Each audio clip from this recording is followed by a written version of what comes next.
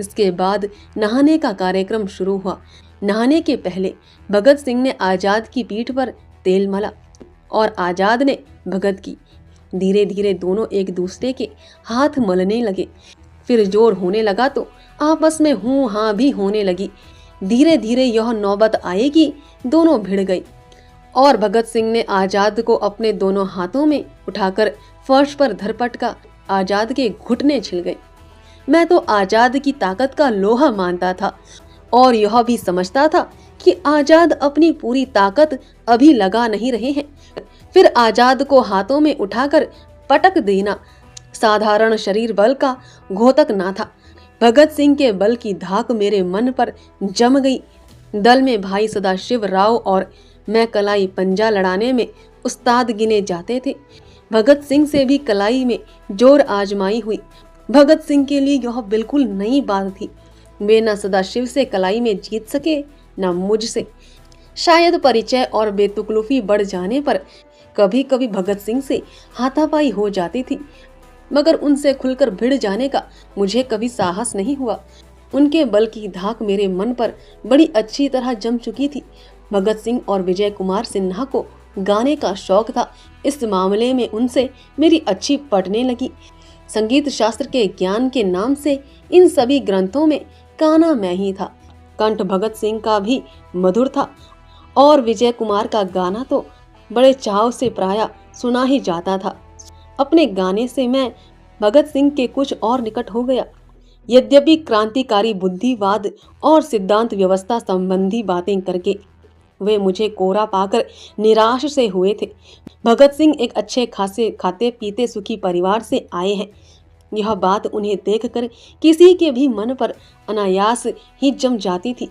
गंदे कपड़े पहन सकना आदतन उनके लिए ही कठिन था और अंट शंट खाना भी, यद्यपि वे आवश्यक होने पर बड़ी तत्परता से खाने में प्रवृत्त होते थे, फिर भी वह उनके गले से नीचे बड़ी मुश्किल से उतरता था।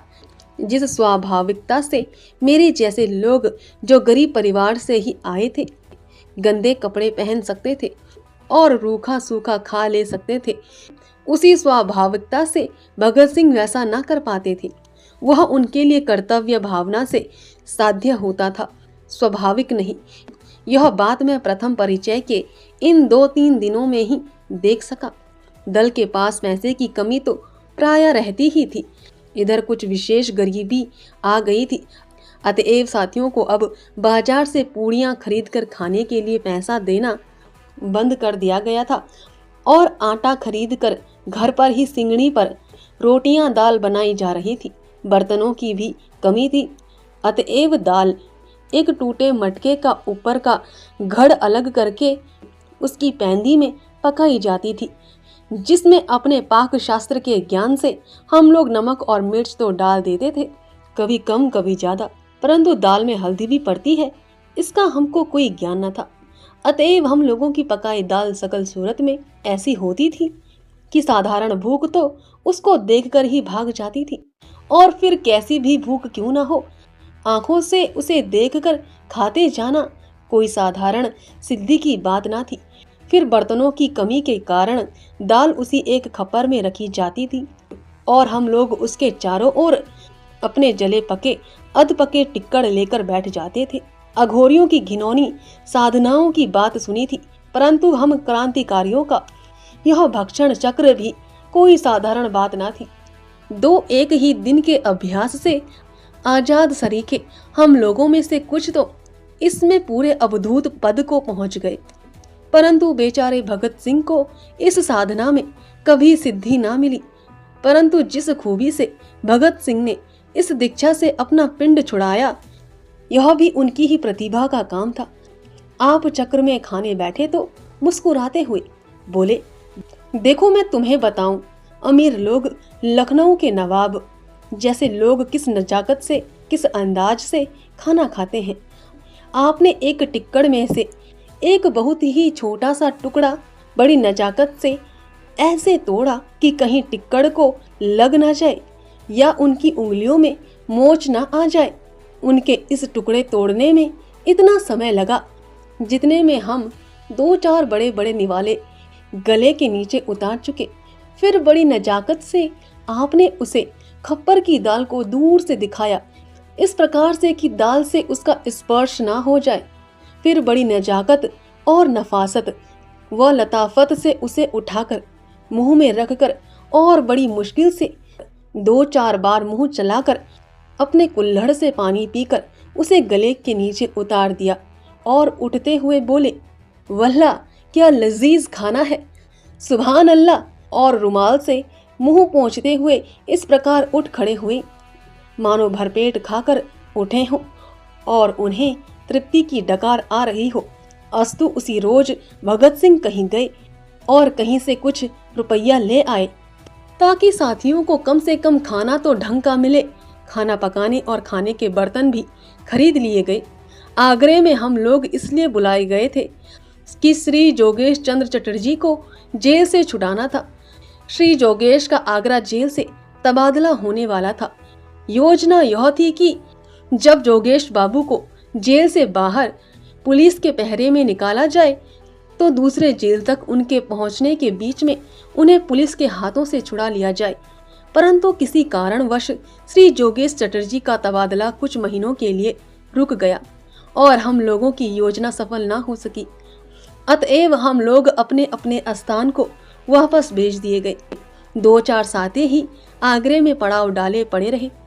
आगरे के इन दिनों में ही भगत सिंह ने सभी साथियों से क्रांतिकारी दल के उद्देश्य और क्रांतिकारी सिद्धांत व्यवस्था पर बातचीत की। इसमें मुझे विशेष मजा न आया। मेरे लिए उस समय इतना ही बहुत काफी था कि हम लोग अंग्रेजों से अपने देश को आजाद कराने के लिए लड़ रहे हैं और हमारा मार्ग आयरलैंड के सिनफिन वालों की भांति सरकार से छापा मार युद्ध करने का है। इतनी सी सीधी बात के लिए लंबी चौड़ी सिद्धांत व्यवस्था की बात मेरी समझ में उस समय बिल्कुल न आती थी। परंतु क्योंकि विद्या बुद्धि में मैं भगत सिंह को अपने से कहीं अधिक श्रेष्ठ मानता था, अतएव उनकी बातों पर अनिच्छा से भी रह रहकर विचार करता ही था। इसके बाद भगत सिंह के साथ फिर कुछ दिनों रहने का अवसर मुझे तब मिला जब वे ग्वालियर में आकर मेरे यहाँ ही रहे। उनके वहाँ आने के कुछ दिनों पहले ही आजाद ने मुझे हॉस्टल छोड़कर कहीं और अलग किराए पर मकान लेकर रहने को कह दिया था और मैं मुख्य शहर के बाहरी भाग में एक कोने पर नाका चंद्र बदनी में एक मकान किराए पर लेकर रहने लगा था।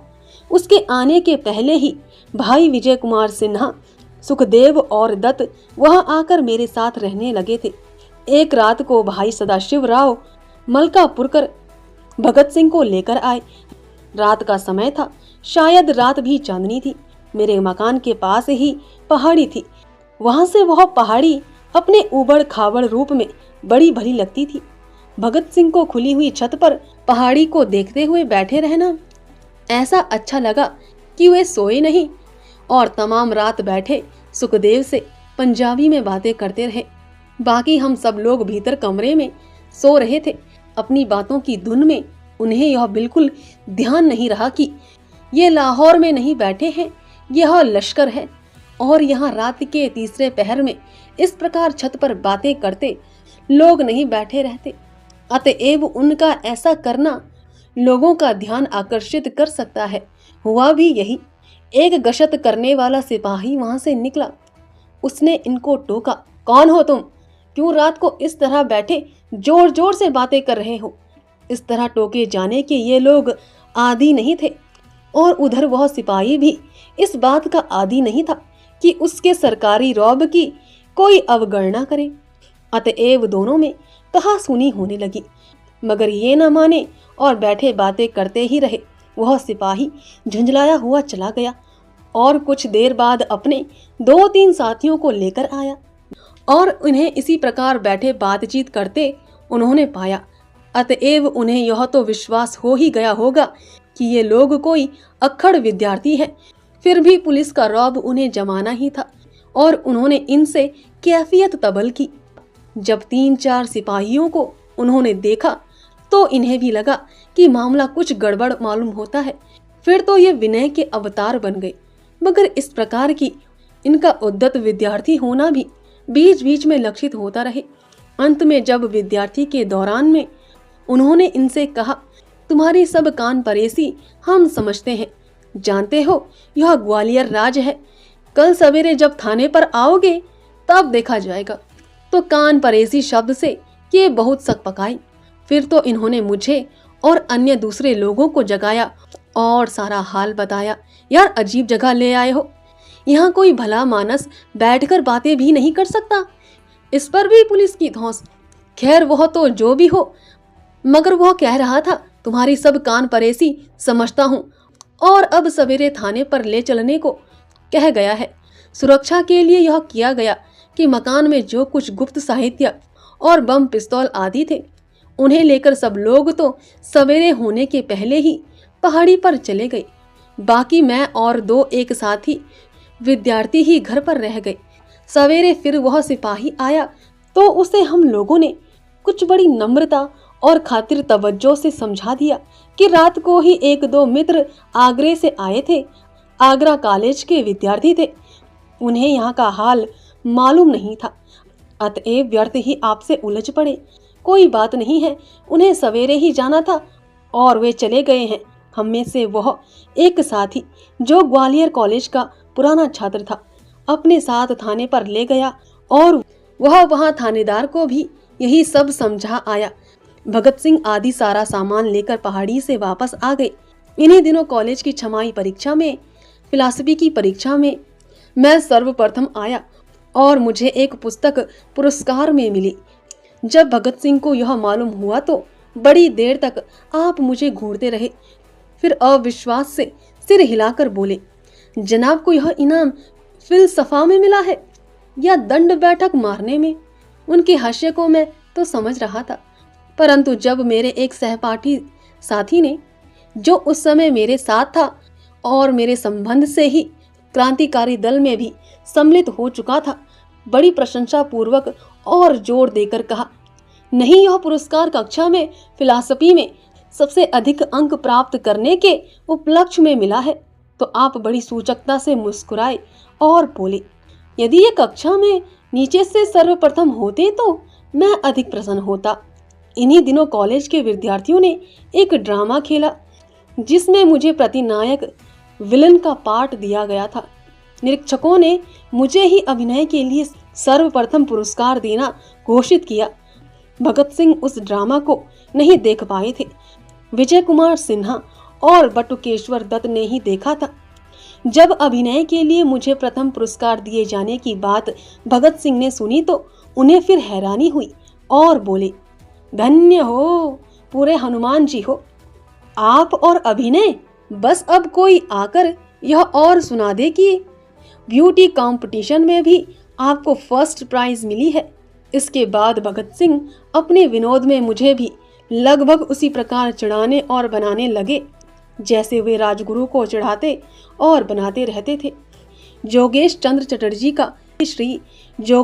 चटर्जी का जेल तबादला रोक दिया गया था। वह समय पूरा हुआ और अब उनका तबादला आगरा जेल से होने वाला था, अतएव हम सबको पुनः आगरा बुलाया गया। किसी मित्र ने मुझसे कह दिया था कि यदि जाड़े में